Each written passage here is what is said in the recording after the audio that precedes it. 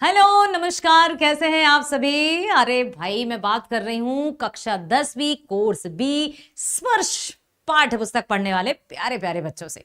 तो मैं लाली वर्मा आप सभी का नेक्स्ट टॉपर्स की हिंदी क्लास में बहुत बहुत स्वागत करती हूं। लेकर आई हूं आपकी ही पाठ्य पुस्तक स्पर्श का पाठ 8, जो लिखा है प्रेमचंद जी ने। नाम है बड़े भाई साहब। हाँ भाई, ये कहानी बहुत प्रसिद्ध है। बड़े भाई साहब जैसे ही नाम आता है ना, क्योंकि ये कहानी स्वयं प्रेमचंद की ही है। उसमें इस कहानी में लेखक ने स्वयं को इन्वॉल्व किया है, स्वयं को शामिल किया है। इस कहानी के माध्यम से जो लेखक हैं, जो उपन्यासकार हैं, जो महान कथाकार हैं प्रेमचंद जी, उसने उनके बड़े भाई साहब के बारे में चर्चा की है। और रे वाह, क्या की होगी चर्चा, देखते हैं। पहले हम जाने प्रेमचंद जी के जीवन के बारे में कि प्रेमचंद जी का जन्म कब हुआ, कहाँ हुआ। 1880 से 1936 का जीवन काल रहा। प्रेमचंद जी को कौन नहीं जानता, अर्थात न केवल पूरा भारत बल्कि संपूर्ण विश्व प्रेमचंद के नाम से पूरी तरह से परिचित है। प्रेमचंद तो युग भी चल पड़ा था हिंदी साहित्य में, प्रेमचंद युग। और जो महान साहित्यकार के रूप में, उपन्यासकार के रूप में, कथाकार के रूप में प्रेमचंद जी ने हिंदी साहित्य में एक नई अलख जगा दी थी। एक ऐसी अलख जो पूरे हिंदुस्तान में, पूरी दुनिया में फैल गया था। प्रेमचंद जी का नाम बड़े ही सम्मान के साथ लिया जाता है और साहित्य में, हिंदी साहित्य में प्रेमचंद जी को बड़े ही सम्मान से पुकारा जाता है। इसकी सबसे बड़ी विशेषता कि वे स्वयं एक ऐसे परिवार से ताल्लुक रखते थे जो बहुत मध्यम वर्गीय था। साथ ही साथ उनके अपने जीवन के संघर्ष इतने रहे संघर्ष कि वो हर पल संघर्ष ही करते रहे। और ये एक बात याद रखिएगा कि जीवन में संघर्ष तो करना ही है, क्योंकि संघर्ष का दूसरा नाम ही जीवन है, या जीवन का दूसरा नाम संघर्ष है। तो आइए चलते हैं जीवन परिचय की ओर। प्रेमचंद जी 31 जुलाई सन 1880 को बनारस के करीब लमही गांव में जन्मे धनपत राय। अब आप सोच रहे होंगे धनपत राय, धनपत राय प्रेमचंद जी का मूल नाम था, वास्तविक नाम था धनपत राय। ठीक है, लेखन कार्य उन्होंने किया प्रेमचंद जी से, और भी उर्दू में भी उनका दूसरा नाम चलता था, अभी देखो आपके सामने आएगा। तो धनपत राय, उर्दू में नवाब राय और हिंदी में प्रेमचंद। वास्तविक जो नाम था, मूल नाम था धनपत राय, उर्दू में था नवाब राय और हिंदी में प्रेमचंद नाम से लेखन कार्य किया। प्रश्न ये पूछ लिया जाता है बेटा, कभी कभी मतलब ये पूछ लिया जाता है हिंदी साहित्य में या प्रतियोगी परीक्षाओं में कि प्रेमचंद ने उर्दू में किस नाम से रचनाएं की थी। नवाब राय। ठीक है, नवाब राय नाम से उन्होंने उर्दू में रचनाएं की थी, हिंदी में उन्होंने प्रेमचंद से लेखन शुरू किया। निजी व्यवहार और पत्राचार धनपत राय नाम से ही करते रहे, क्योंकि उनका वास्तविक नाम धनपत राय था। तो जो भी निजी पत्राचार है, व्यवहार है, वो इसी से करते रहे। उर्दू में प्रकाशित पहला कहानी संग्रह सोज़े वतन अंग्रेज सरकार ने जब्त कर लिया। आजीविका के लिए स्कूल मास्टरी, इंस्पेक्टरी, मैनेजरी करने के अलावा इन्होंने हंस, माधुरी जैसी प्रमुख पत्रिकाओं का संपादन भी किया। आजीविका के लिए, जीवन यापन के लिए। अब चूंकि उनकी माँ का देहांत बहुत, मतलब जब प्रेमचंद जी बहुत छोटे थे तभी इनकी माँ का देहांत हो गया था। पिताजी ने फिर पुनर्विवाह किया, इनकी जो आई माता जी दूसरी, ठीक है, तो उनके भी संतानें हुई। अब प्रेमचंद घर के बड़े थे तो उन पर बहुत सारी जिम्मेदारियां आ गई। तो अपने छोटे भाई जो हुए उनको भी उनका पढ़ाने लिखने की जिम्मेदारी आ गई। तो अपनी आजीविका के लिए इन्होंने स्कूल में मास्टरी की, इंस्पेक्टरी की, मैनेजरी भी की। इसके अलावा उन्होंने हंस, माधुरी जैसी प्रमुख पत्रिकाओं का संपादन भी किया। कुछ समय मुंबई की फिल्म नगरी में भी बिताया, लेकिन रास नहीं आया। यद्यपि उनकी कई कृतियों पर यादगार फिल्में भी बनी।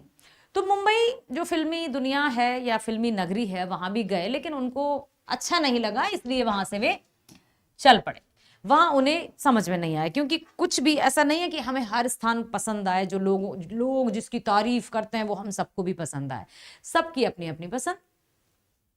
आम आदमी के दुख दर्द के बेजोड़ चितेरे प्रेमचंद को उनके जीवन काल में ही कथा सम्राट, ध्यान से सुनिए कि जीवन काल 1880 से 1936 की यदि हम बात करें, जीवन काल क्या रहा, 1880 से 1936, ये उनका जीवन काल रहा। तो उनके जीवन काल में ही उन्हें कथा सम्राट की उपाधि मिल गई थी, उपन्यास सम्राट भी कहा जाने लगा था। ये एक रचनाकार या एक व्यक्ति के लिए बहुत बड़ी उपलब्धि है कि उसके जीते जी उसे इतनी बड़ी मान सम्मान से या मान सम्मान का दर्जा प्राप्त हो जाए। अक्सर लोग जब चले जाते हैं इस दुनिया से, अलविदा कहते हैं, तो बड़े बड़े सम्मान दिए जाते हैं, लेकिन बहुत अच्छा हम धन्यवाद करते हैं हिंदी साहित्य का कि प्रेमचंद जी के जीवन काल में उन्हें कथा सम्राट और उपन्यास सम्राट की उपाधि मिल गई। उन्होंने हिंदी कथा लेखन की परिपाटी पूरी तरह बदल डाली। अपनी रचनाओं में उन्होंने उन लोगों को प्रमुख पात्र बनाकर साहित्य में जगह दी जिन्हें जीवन और जगत में केवल प्रताड़ना और लांछन ही मिला था। अपनी रचनाओं में उन्होंने, ध्यान से सुनो, प्रेमचंद जी की जो रचनाएं थी उनकी खास विशेषता क्या थी, तो खास विशेषता यही थी कि उन्होंने अपनी रचनाओं में ऐसे लोगों को खास स्थान दिया जो अक्सर जिनकी लोग अवहेलना करते हैं, ठीक है, जिनकी तरफ कोई देखना नहीं चाहता, जिनको प्रताड़ित किया जाता है, जो मार्जिनलाइज्ड, ठीक है, हाशिए से दूर रहने वाले लोग, जो पूंजीपति बड़े बड़े लोग, इनको तो सब केंद्र में रखते हैं, लेकिन जो बेचारे रहते हैं झुग्गी झोपड़ी गरीब प्रताड़ित, उनकी तरफ कोई ध्यान नहीं देता। लेकिन प्रेमचंद जी ने ऐसे ही लोगों को अपने उपन्यासों में या कहानियों में स्थान दिया ताकि हर एक व्यक्ति उनके जीवन के बारे में सुन सके, समझ सके और जान सके, क्योंकि कोई जानना ही नहीं चाहता। लेकिन हाँ, प्रेमचंद जी इतने बड़े उपन्यासकार थे, कहानीकार थे, कथा सम्राट थे कि उनकी कहानियां सब पढ़ते थे, इसलिए उन्होंने अपनी कहानियों में ही ऐसे लोगों को शामिल कर दिया जो प्रताड़ना और लांछन से मिले थे। 8 अक्टूबर 1936 को उनका देहावसान हुआ। प्रेमचंद ने जितनी भी कहानियां लिखी वे सब मानसरोवर शीर्षक के 8 खंडों में, देखिए, संकलित है, मानसरोवर, ठीक है। उनके प्रमुख उपन्यास हैं गोदान, उपन्यास बहुत प्रसिद्ध उपन्यास, गोदान, गबन, प्रेमाश्रम, सेवा सदन, निर्मला, कर्मभूमि, रंगभूमि, कायाकल्प, प्रतिज्ञा और मंगलसूत्र, जो कि अपूर्ण रहा और उनकी मृत्यु हो गई थी। अब देखो ना, 20 साल ये और 36, ये तो 56 साल ही तो जिए वो, सिर्फ 56 साल उम्र कितनी सी होती है, ठीक है। तो अब मंगलसूत्र वे लिख ही रहे थे और वो अपूर्ण रहा और उनका देहांत हो गया। तो मात्र 56 वर्ष की आयु में वे इस दुनिया से अलविदा कह गए, लेकिन इस 56 वर्ष की आयु में उन्होंने कमाल कर दिया। ऐसा नाम जो हमेशा हमेशा युगों युगों तक अमर रहेगा हिंदी साहित्य में। कहते हैं ना, जब तक सूरज चांद रहेगा प्रेमचंद जी का नाम रहेगा। वास्तव में ये हकीकत है कि कभी भी प्रेमचंद जी या प्रेमचंद नाम का दीपक बुझ नहीं सकता। आइए अब हम चलते हैं बड़े भाई साहब से मिलने। कौन है बड़े भाई साहब? ये हैं क्या? देखिए, अब चर्चा की जा रही है प्रेमचंद जी और उनके बड़े भाई साहब की। प्रेमचंद जी अपने ही बड़े भाई साहब के बारे में बताते हैं कि उनके बड़े भाई साहब उनसे कितने वर्ष बड़े हैं, वो कौन सी कक्षा में पढ़ते हैं और उनके बड़े भाई साहब कौन सी कक्षा में पढ़ते हैं। साथ साथ जो घर के बड़े भाई साहब रहते हैं वो छोटों पर अपना हुक्म तो चलाते ही हैं, भाई उनका जन्मसिद्ध अधिकार है। बड़े जो हैं तो बड़ों की सुनना, डांट डपट सुनना, छोटे का ऐसा लगता है ये तो तुम्हें करना ही पड़ेगा। और बड़े को अपनी, मतलब छोटों को, जो बड़ा रहता है वो छोटों को अपनी कंट्रोल में, नियंत्रण में रखकर अपनी ऐसे कॉलर ऊंची करता है। तो ऐसे ही थे बड़े भाई साहब। मेरे भाई साहब मुझसे 5 साल बड़े, ध्यान से सुनना, मैं पूछूंगी बीच बीच में। मेरे बड़े भाई साहब मुझसे 5 साल बड़े, लेकिन केवल 3 दर्जे आगे थे। तो वो 5 साल बड़े लेकिन क्लास में सिर्फ 3 क्लास आगे थे। ऐसा क्यों? देखिए सुनो आप, उन्होंने भी उसी उम्र में पढ़ना शुरू किया था जब मैंने शुरू किया था, लेकिन तालीम जैसे महत्व के मामले में वे जल्दबाजी से काम लेना पसंद नहीं करते थे। बड़े भाई साहब का मानना था कि देखो, पढ़ाई यदि 1 साल में ही पास कर ली जाए क्लास कक्षा, तो आसानी से समझ में नहीं आएगा और उसका क्या महत्व। अच्छे से पढ़ो, भले ही एक कक्षा 2-3 बार पढ़ो। ऐसा मानना था बड़े भाई साहब का। तो क्या हुआ, उन्होंने भी उसी उम्र में पढ़ना किया जब मैंने शुरू किया, लेकिन तालीम जैसे महत्व के मामले में वे जल्दबाजी से काम लेना बिल्कुल पसंद नहीं करते थे। इस भवन की बुनियाद खूब मजबूत डालना चाहते थे। इस पढ़ाई लिखाई जैसे भवन का निर्माण, जो नींव थी, वो बहुत मजबूती से डालना चाहते थे, जिस पर आलीशान महल बन सके। 1 साल का काम 2 साल में करते थे और कभी कभी 3 साल भी लग जाते थे। बुनियाद ही पुख्ता ना हो तो मकान कैसे पायदार बने भाई। ये उनकी सोच थी बड़े भाई साहब की, कि जल्दबाजी में कक्षा को पास कर लेना, पता चले कोई पिछली कक्षा का कुछ पूछ ले तो कुछ पता ही नहीं, इसलिए 1-2 साल 3 साल भी लग जाए एक ही कक्षा में तो कौन सी बड़ी बुरी बात है। सब कुछ अच्छे से समझ में आना चाहिए, तब कुछ कक्षा पास मानी जाएगी। सिर्फ परीक्षा में अच्छे अंक लाकर थोड़ी कक्षा पास होती है, ऐसा उनका मानना था। मैं छोटा था, वे बड़े थे। मेरी उम्र 9 साल की थी और वे 14 वर्ष के थे। उन्हें मेरी तमीह और निगरानी का पूरा और जन्मसिद्ध अधिकार था और मेरी शालीनता इसी में थी कि उनके हुक्म को मैं कानून समझूं। वे स्वभाव से बड़े अध्ययनशील थे, बहुत पढ़ाकू थे, बहुत पढ़ाकू। अब आप सोच रहे होंगे इतने पढ़ाकू थे तो फिर 2-3 साल में एक कक्षा क्यों करते थे। देखो, हरदम किताब खोले बैठे रहते और शायद दिमाग को आराम देने के लिए कभी कभी कॉपी पर किताब के हाशियों पर चिड़िए, कुत्ते, बिल्लियों की तस्वीरें भी बना लेते थे। हाशिया मतलब जो मार्जिन। कभी कभी एक ही नाम या शब्द या वाक्य 10-20 बार लिख डालते। कभी एक शेर को बार बार सुंदर अक्षरों में नकल करते। कभी ऐसी शब्द रचना करते जिसमें ना कोई अर्थ होता, ना कोई तालमेल, ना कोई सामंजस्य। मतलब बड़े भाई साहब बड़े थे, बड़े। अब उनसे तो लेखक कुछ कह नहीं सकते थे क्योंकि बड़े थे। मसलन एक बार उनकी कॉपी पर मैंने ये इबारत देखी, स्पेशल अमीना, भाइयों भाइयों, दरअसल भाई भाई। क्या है ये?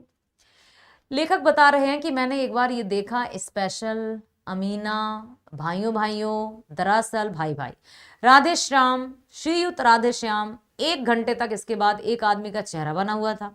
मैंने बहुत बहुत चेष्टा की कि इस पहेली का कोई तो अर्थ निकालूं, लेकिन असफल रहा और उनसे पूछने का साहस नहीं हुआ। वह 9वीं जमात में थे और मैं 5वीं में था। 5वीं, 6वीं, 7वीं, 8वीं, 9वीं, ठीक है। उनकी रचनाओं को समझना मेरे लिए तो छोटा मुंह बड़ी बात थी, या कहूं कि बड़ी टेढ़ी खीर थी। बिल्कुल समझ में नहीं आता था कि कैसे क्या होगा। मेरा जी पढ़ने में बिल्कुल नहीं लगता था। 1 घंटा भी किताब लेकर बैठना पहाड़ था।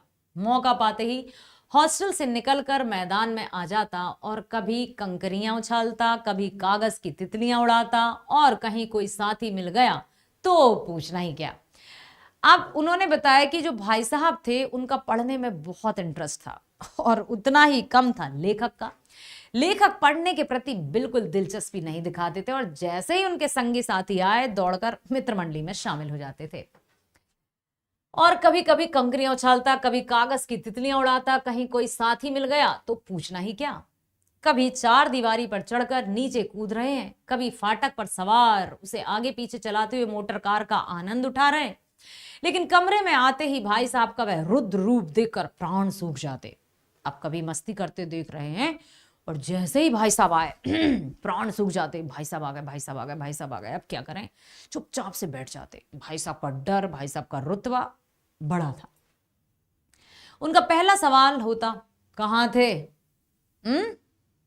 हमेशा यही सवाल इसी ध्वनि में हमेशा पूछा था और इसका जवाब मेरे पास केवल मौन था। मैं चुपचाप रहता, मैं कुछ नहीं कहता। ना जाने मेरे मुंह ये बात क्यों ना निकलती कि जरा बाहर खेल रहा था।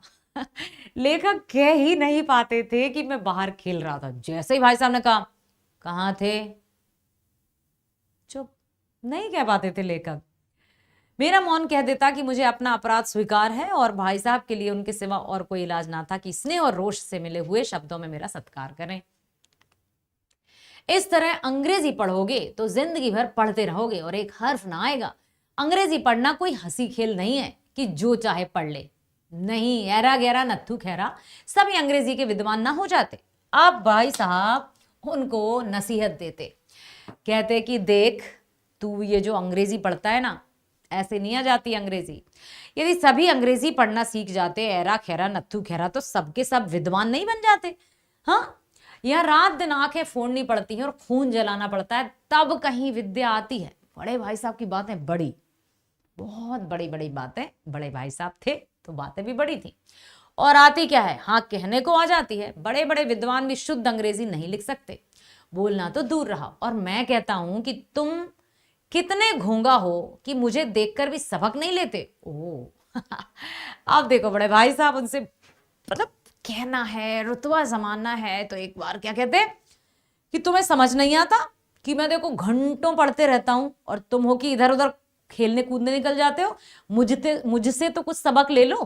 कहते मैं कितनी मेहनत करता हूं, यह तुम अपनी आंखों से देखते हो। अगर नहीं देखते तो यह तुम्हारी आंखों का कसूर है, तुम्हारी बुद्धि का कसूर है। देखो कि मैं कितनी मेहनत करता हूं।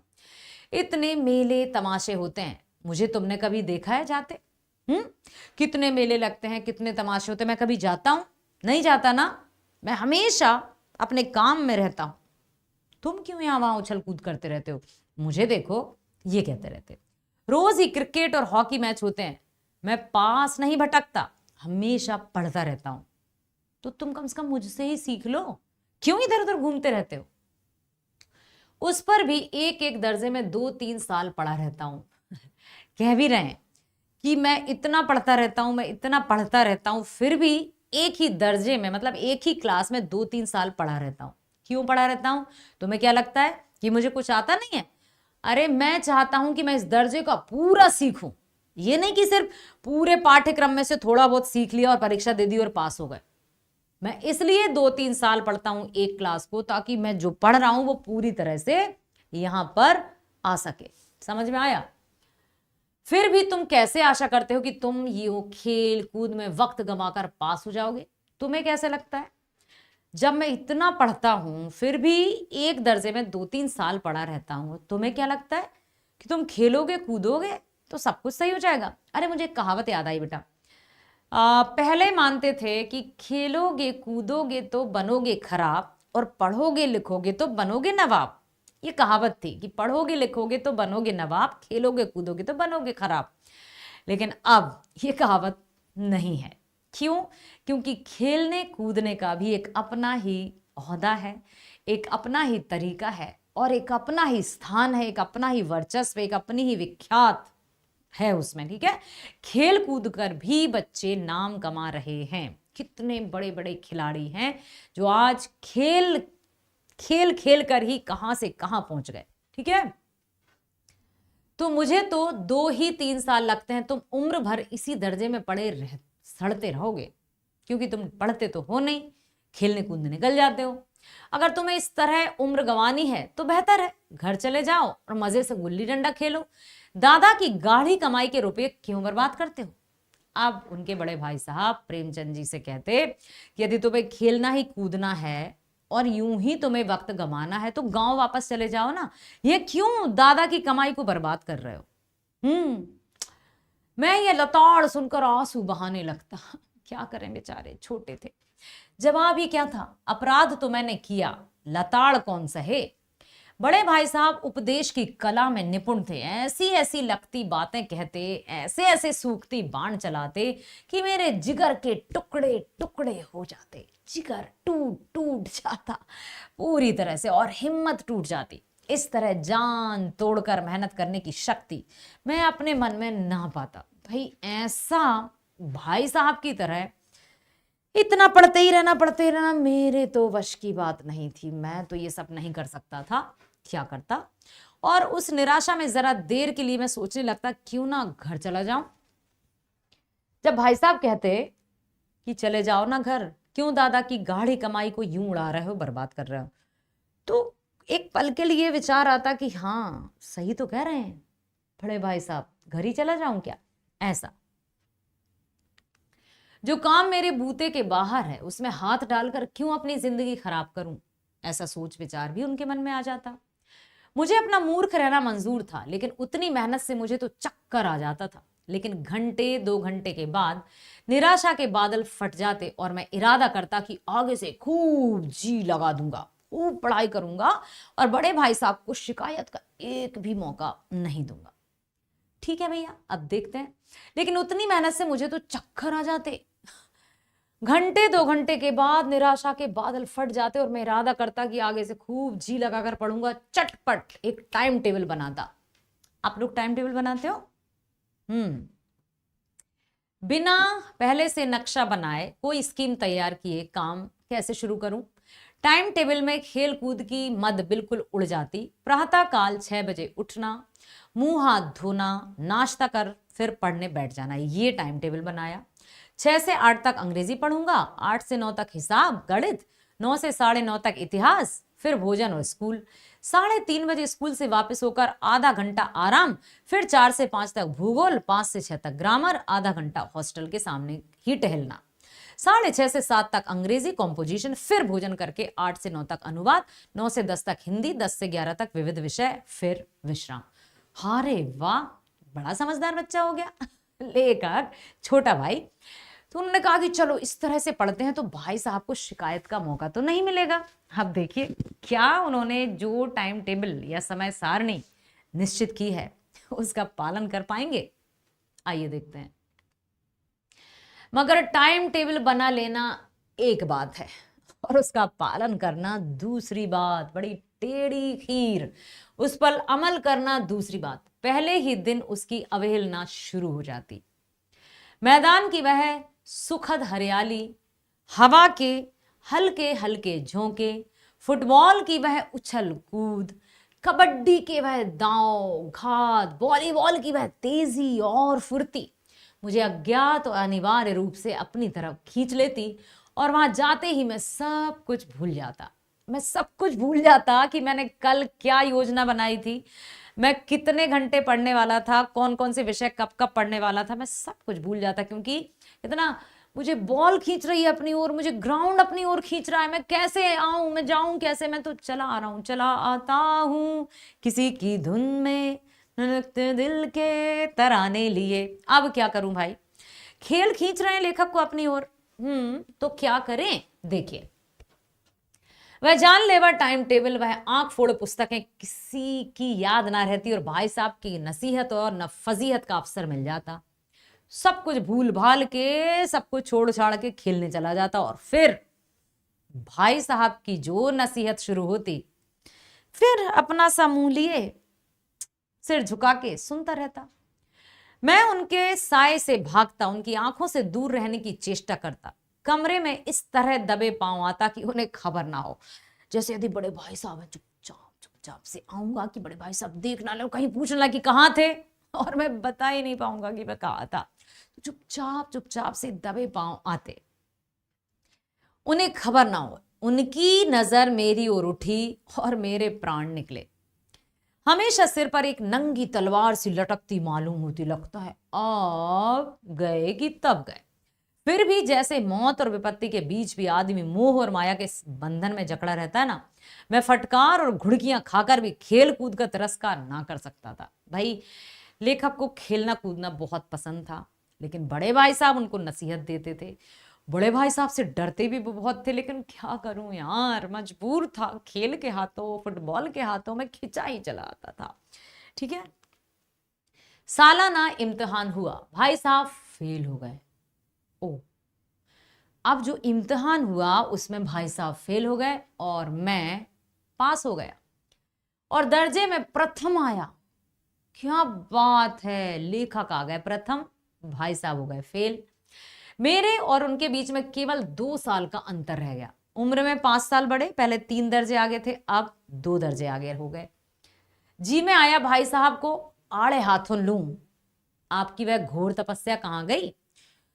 मतलब लेखक के मन में आया कि क्यों ना भाई साहब को अच्छी खरी खोटी सुना दूं। क्यों भाई साहब, आप तो कहते थे मेरा कुछ नहीं होगा, अब मैं तो प्रथम आया हूं और आप तो फेल हो गए। लेकिन नहीं, मुझे देखिए मजे से खेलता भी रहा और दर्जे में अव्वल में। लेकिन वह इतने दुखी और उदास थे कि मुझे उनसे दिली हमदर्दी हुई और उनके घाव पर नमक छिड़कने का विचार ही मैंने लज्जास्पद जान पड़ा।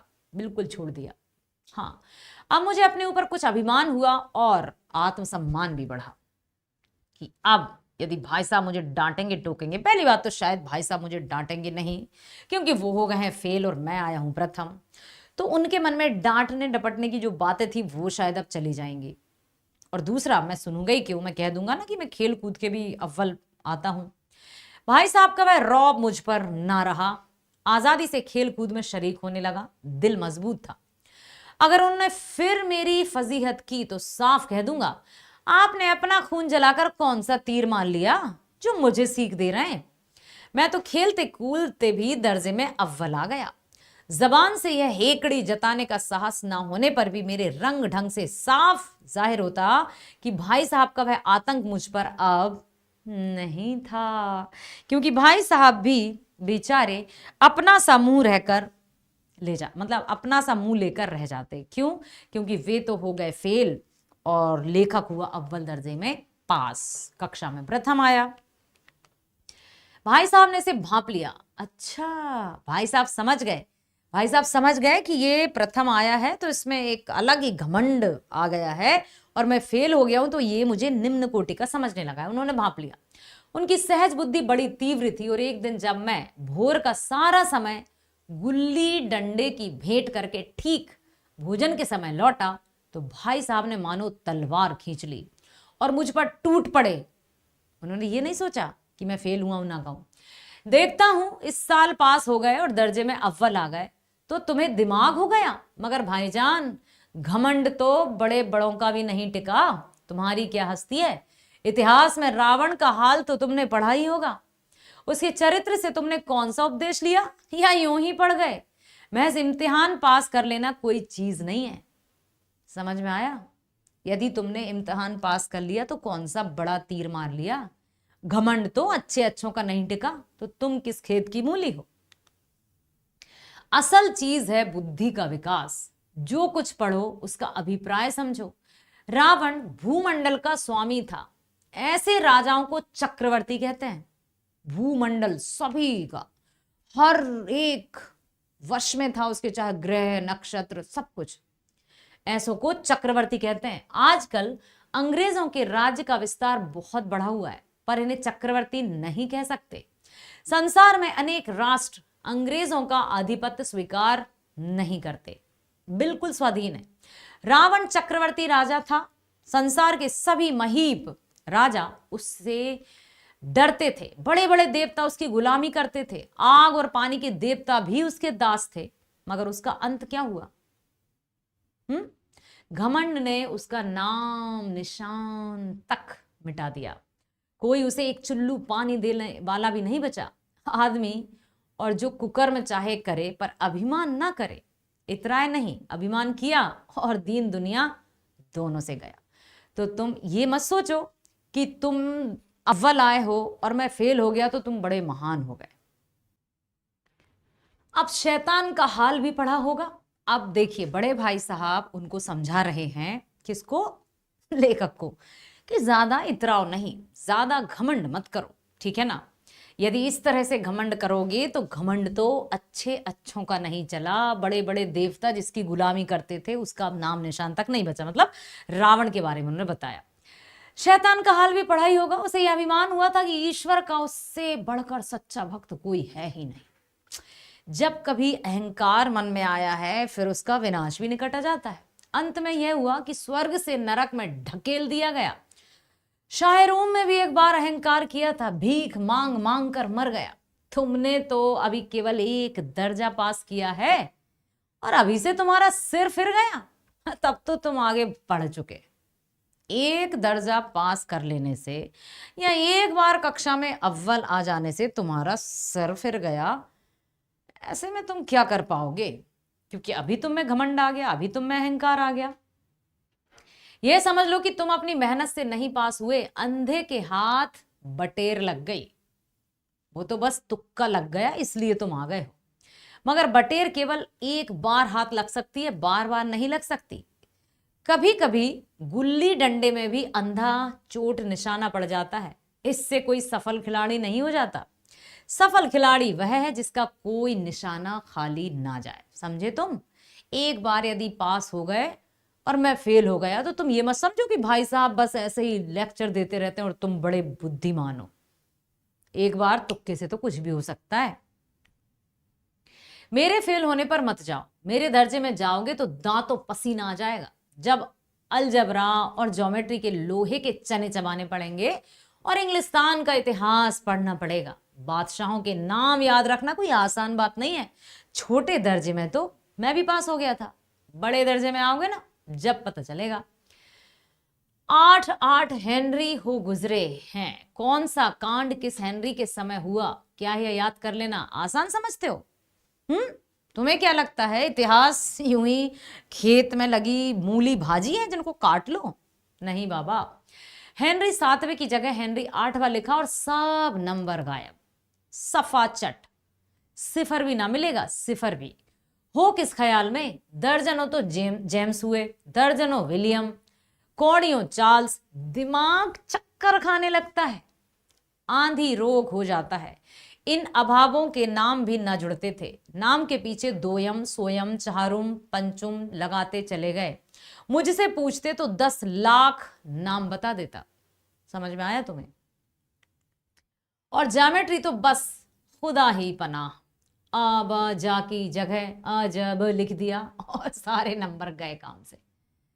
ठीक है, जैसे आपको पता ही है ना कि जब ट्रायंगल और ये सब बनाया जाता है तो ABC इक्वल टू अबजा, इनके बता रहे हैं कि यदि अबजा की जगह अजबा लिख दिया और सब नंबर कट गए, एकदम खल्लास। कोई ना इन निर्दयी मुमतहिनों से नहीं पूछता कि आखिर अबजा और अजावा में क्या फर्क है और क्या व्यर्थ की बात के लिए क्यों छात्रों का खून करते हो। क्या हो जाएगा आबाजा की जगह आजाबा लिख दिया तो? दाल भात रोटी खाई या भात दाल रोटी खाई, इसमें क्या रखा है?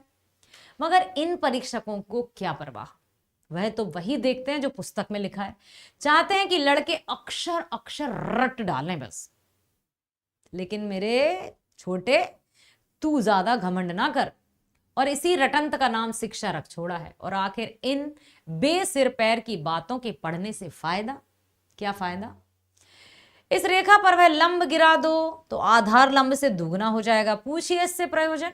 दुगना नहीं चौगुना हो जाए या आधा ही रहे मेरी बला से, लेकिन परीक्षा में पास होना है तो यह सब खुरापात याद करनी पड़ेंगी। क्या जरूरत है? रेडियस तो ये सारा क्या है सब? क्यों आधा बड़ा छोटा त्रिभुज चतुर्भुज, ये भुज वो भुज, क्या आवश्यकता है इन सब की? कह दिया समय की पाबंदी पर एक निबंध लिखो जो 4 पन्नों से कम ना हो। अब आप कॉपी सामने खोलें, कलम हाथ में लिए उसके नाम को रोइए। कौन नहीं जानता कि समय की पाबंदी बहुत अच्छी बात है, फिर क्यों लिखवा रहे हैं यार वही घिसी पिटी बात? इससे आदमी के जीवन में संयम आ जाता है, दूसरों को उस पर स्नेह होने लगता है और उसके कारोबार में उन्नति होती है। लेकिन इस जरा सी बात पर 4 पन्ने कैसे लिखें? निबंध लिखने को कह रहे हैं, क्या जरूरत है निबंध लिखने की? जो एक बात एक वाक्य में कही जा सकती है उसे 4 पन्नों में लिखने की क्या जरूरत? मैं तो इसे हिमाकत कहता हूं। यह तो समय की किफायत नहीं बल्कि उसका दुरुपयोग है कि व्यर्थ में किसी बात को ठूस ठूस कर लंबा किया जाए, बढ़ा दिया जाए। हम चाहते हैं आदमी को जो कुछ कहना हो चटपट कह दे और अपनी राह ले, मगर नहीं, आपको 4 पंगे रंगने ही पड़ेंगे, 4 पन्ने, नहीं तो आपके नंबर कट जाएंगे। चाहे जैसे लिखिए, और पन्ने भी पूरे फुल स्केप आकार के होना चाहिए। यह छात्रों पर अत्याचार नहीं तो और क्या है। अनर्थ तो यह है कि कहा जाता है संक्षेप में लिखो संक्षेप में भी 4 पन्ने लिखो। समय की पाबंदी पर संक्षेप में एक निबंध लिखो जो 4 पन्नों से कम ना हो। ठीक संक्षेप में 2-4 पन्ने हुए, नहीं शायद 100-200 पन्ने लिख पाते। तेज भी दौड़िए और धीरे धीरे भी। उल्टी बात है या नहीं? बालक भी इतनी सी बात समझ सकता है, लेकिन इन अध्यापकों को इतनी भी तमीज नहीं। उस पर दावा है कि हम अध्यापक हैं। मेरे दर्जे में आओगे लाला तो ये सारे पापड़ तुम्हें बेलने पड़ेंगे और तब आटे दाल का भाव तुम्हें मालूम होगा। तुम्हें क्या लगता है छोटे से दर्जे में पास हो गए तो तुम अपने आप को बड़ा समझने लगे? इस दर्जे में अव्वल आ गए तो जमीन पर पांव नहीं रखते। इसलिए मेरा कहना मानिए, लाख फेल हो गया हूं लेकिन तुमसे बड़ा हूं। संसार का मुझे तुमसे कहीं ज्यादा अनुभव है, समझे? यदि किसी कक्षा में मैं फेल हो गया हूं तो इसका मतलब ये नहीं कि तुम बड़े हो गए मैं छोटा, मैं बड़ा हूं, मैं बड़ा रहूंगा, डांटता था, डांटता रहूंगा। लाख फेल हो गया हूं लेकिन तुमसे बड़ा हूं, संसार का तजुर्बा कहीं ज्यादा है। जो कुछ कहता हूं उसे गिरह बांध लो, नहीं तो पछताइएगा। स्कूल का समय निकट था। नहीं नहीं, ईश्वर जाने यह उपदेश माला कब समाप्त होती। भोजन आज मुझे निस्वाद सा लग रहा था। जब पास होने पर यह तिरस्कार हो रहा है तो फेल हो जाने पर तो शायद प्राण ही ले लिए जाए। अब लेखक ने जब इतनी सारी बातें बड़े भाई साहब से सुनी तब तो वो समझो कि सुनते ही रह गए, सुनते ही रह गए। भाई साहब ने अपने दर्जे की पढ़ाई का जो भयंकर चित्र खींचा उसने मुझे भयभीत कर दिया। स्कूल छोड़कर घर नहीं भागा, यही ताज्जुब है। लेकिन इतने तिरस्कार पर भी पुस्तकों में मेरी अरुचि ज्यों की त्यों बनी रही। मेरा मन नहीं करता था यार घंटों बैठकर पढ़े रहे, पढ़ रहे हैं, पढ़ रहे हैं। खेल कूद का कोई अवसर हाथ से न जाने देता। पढ़ता भी मगर बहुत कम, बस इतना कि रोज टास्क पूरा हो जाए और दर्जे में जलील ना होना पड़े। अपने ऊपर जो विश्वास पैदा हुआ था वह फिर लुप्त हो गया और फिर चोरों का सा जीवन कटने लगा। अब पास हो गया था, फर्स्ट आ गया था तो बड़ा एक आत्मविश्वास से झलक आया था कि मैं अच्छे से पढ़ सकता हूँ। लेकिन भाई साहब ने इतना लताड़ा, इतना सुनाया कि मेरा कॉन्फिडेंस ही डाउन हो गया, मेरा आत्मविश्वास ही चकरा गया। लेकिन क्या करें, पढ़ना भी है, खेलना भी है। फिर सालाना इम्तिहान हुआ। अब देखिए फिर से सालाना इम्तिहान हो रहा है।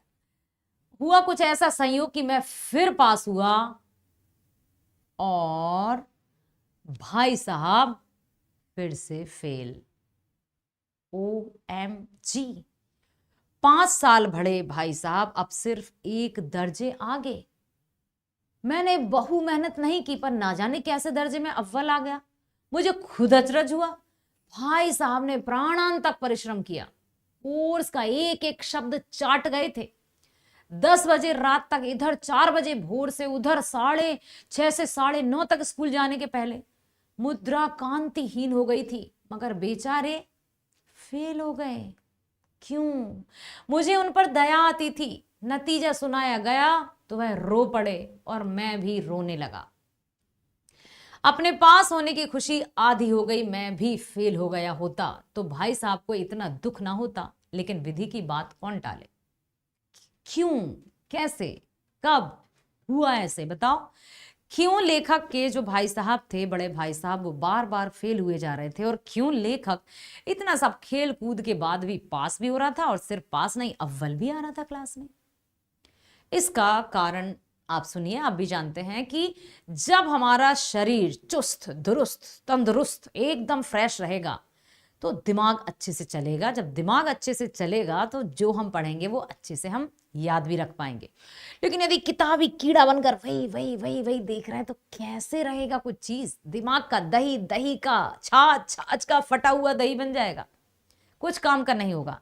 इसलिए कहते हैं कि सारा जो ऑलराउंड डेवलपमेंट रहता है ना, उसमें हर काम जरूरी है। खेलना, कूदना, पढ़ना, लिखना, हंसी मजाक, सब कुछ। अब लेखक के जो भाई थे वो फेल हो गए और लेखक फिर से पास। बेचारे रो पड़े, लेखक भी उनके साथ साथ रो दिए। तो लेखक जो पास हुए थे उनकी खुशी आधी हो गई।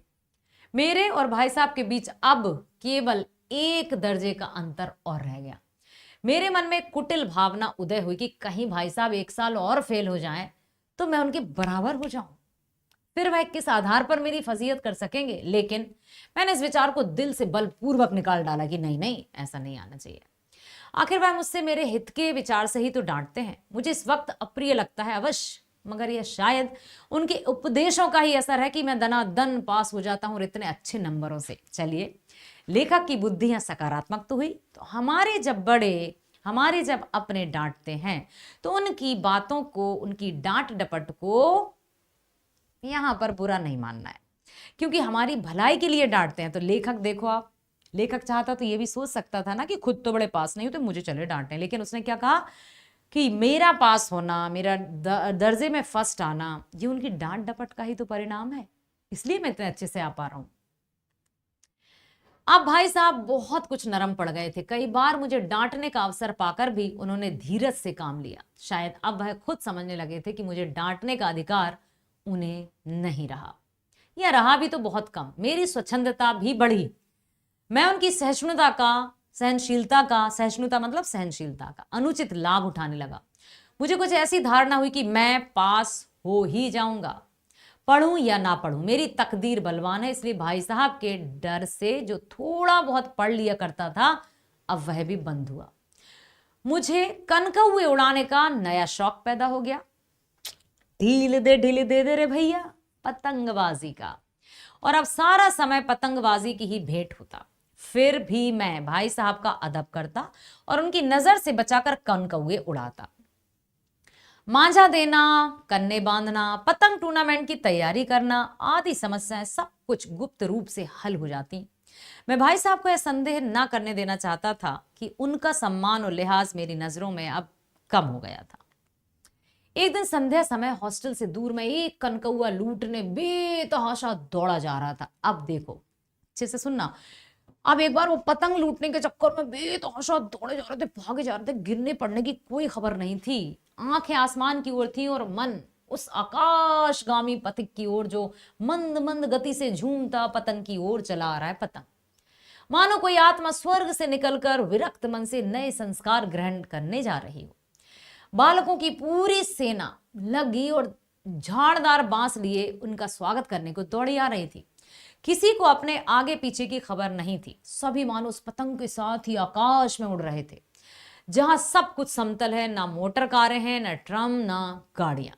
एक पतंग, बच्चे कई, कोई वहां से दौड़ रहा, कोई यहां से दौड़ रहा। नीचे कांटे हैं, क्या है, किसी को कुछ दिखाई नहीं दे रहा। बस उस कटी हुई पतंग को पकड़ना है।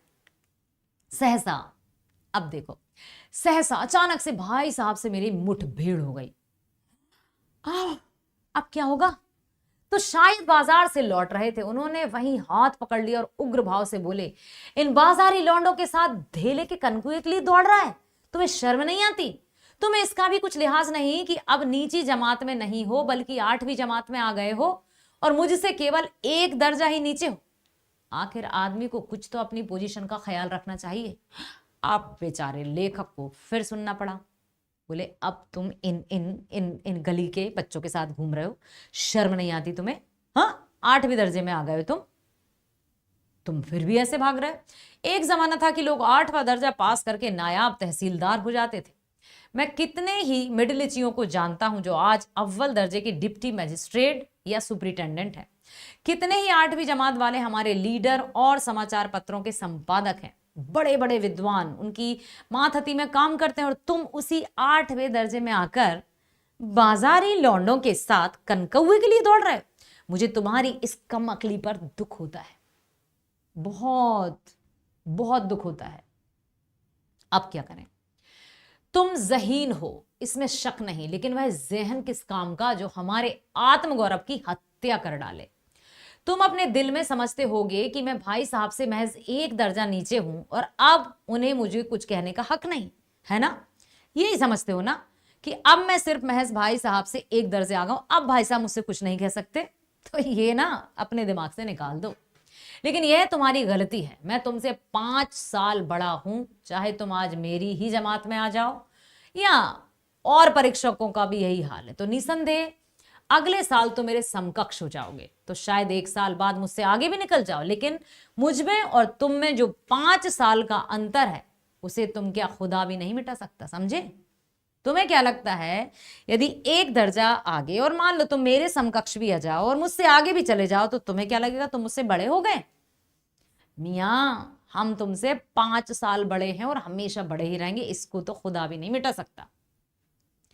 मैं तुमसे 5 साल बड़ा हूं और हमेशा रहूंगा। मुझे दुनिया का और जिंदगी का जो तजुर्बा है तुम उसकी बराबरी कभी नहीं कर सकते, चाहे तुम MA और DPhil और DLit ही क्यों ना हो जाओ। ऐसा कह दिया।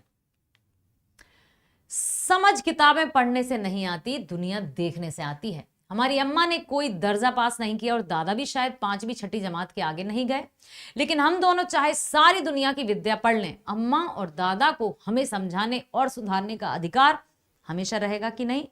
रहेगा।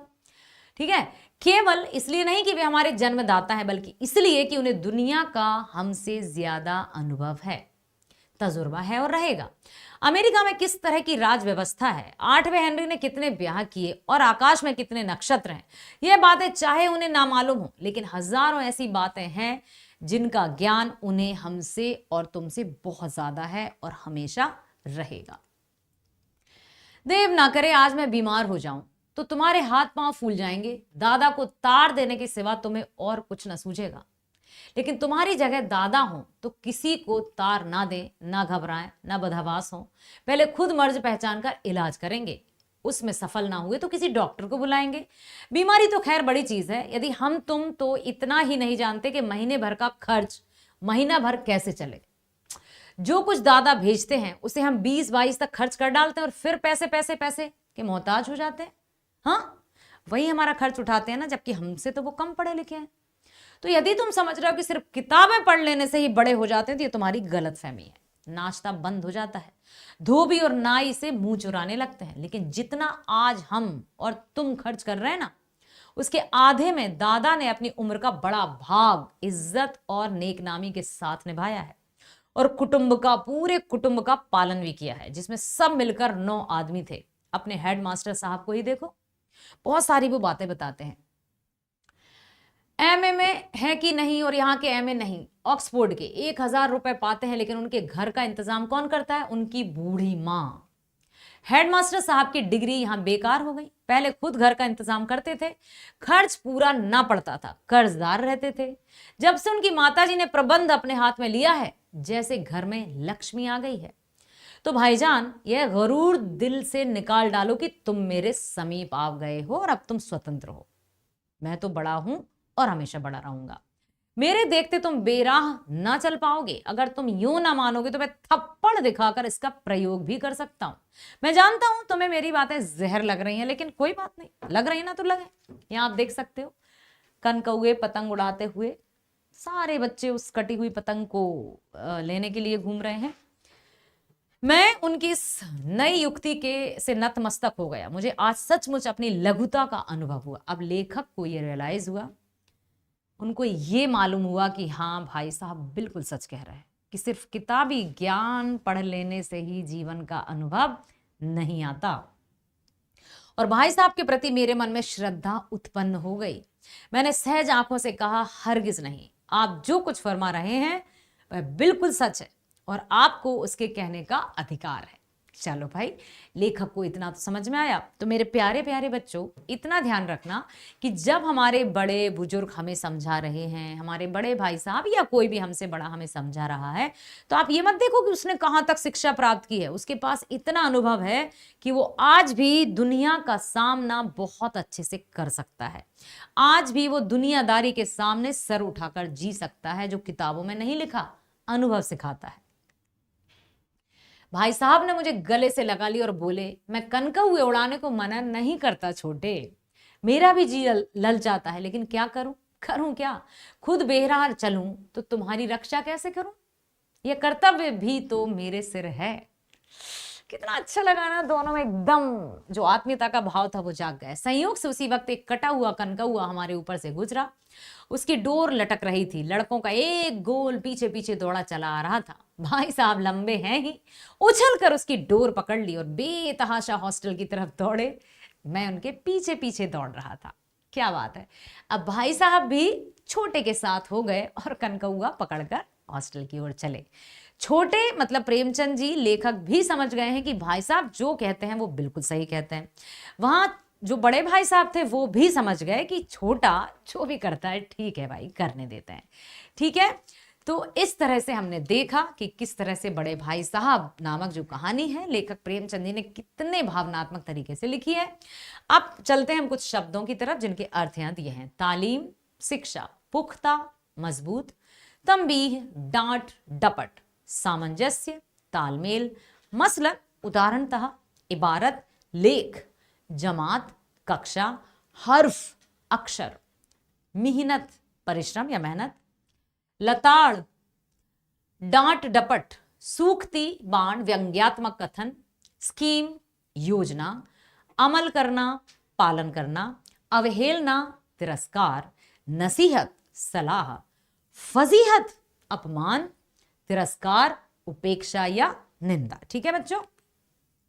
सालाना इम्तिहान, वार्षिक परीक्षा, लज्जास्पद, शर्मनाक, शरीक, शामिल, आतंक, भय, अव्वल, प्रथम। अब आपने ये देखा ही है कि लेखक जो थे वो खेलते कूदते थे, पढ़ाई भी करते थे और अव्वल आ जाते थे। वहीं लेखक के जो बड़े भाई साहब थे वो दिन रात पढ़ते रहते थे, फिर भी बेचारे फेल हो जाते थे। लेकिन अंततः लेखक को ये समझ में आ ही गया कि अनुभव से बड़ी शिक्षा कोई नहीं है। सिर्फ किताबी ज्ञान प्राप्त कर लेने से ही व्यक्ति समाज में उच्च दर्जा प्राप्त नहीं कर लेता। किताबी ज्ञान या रट्टू तोता तो कई लोग बने हैं, लेकिन सम्मान सिर्फ उनको प्राप्त होता है समाज में जो किताबी ज्ञान के साथ साथ व्यवहारिक ज्ञान को भी जानते हैं। समझ में आया? जो कॉमन सेंस नामक चीज होती है वो भी बहुत काम आता है। मैं यदि अपने बारे में बताऊं, अपने बारे में मतलब जब हम छोटे थे, जब लोग कम पढ़े लिखे हुआ करते थे गांव में, तो जैसे खेत खलियान में जो अनाज है या कुछ भी बिकने वाला है तो उसका यूं चुटकियों में हिसाब लगाते थे दादाजी, सच में। और जबकि क्या पढ़े होंगे, पहली दूसरी बस। उस समय मैं अपने दादाजी की बात कर रही हूं, तो वो यूं हम लोग जोड़ते रहते थे कॉपी किताब पेन लेकर, या भाई साहब भी मेरे, और वो उंगलियों पे कहते थे चलो इतना हुआ और इतने पैसे दे दो। आप सोचो ये कहां से आया, उन्होंने कौन सी कक्षा में सीखा, लेकिन फिर भी उनका जो दिमाग था वो यूं चलता था। तो अनुभव जन्य ज्ञान बहुत बड़ा होता है, इसलिए हमेशा याद रखिए, ध्यान रखिए कि हमसे बड़े जो लोग हैं उनका आदर सम्मान कभी भी कम नहीं करना है, चाहे वे हमसे कम पढ़े लिखे ही हों। क्योंकि पढ़ाई लिखाई ही सिर्फ सम्मान का अधिकार नहीं होता, हमसे बड़े जो हैं, जो हमसे अनुभवी हैं, उनका भी हमें मान सम्मान करना ही होगा। इसी तरह से प्यार से और बहुत अच्छे से आप पढ़ते रहेंगे हमारे साथ। मिलते हैं अगले वीडियो में। स्वस्थ रहिए, खुश रहिए। Thank you so much.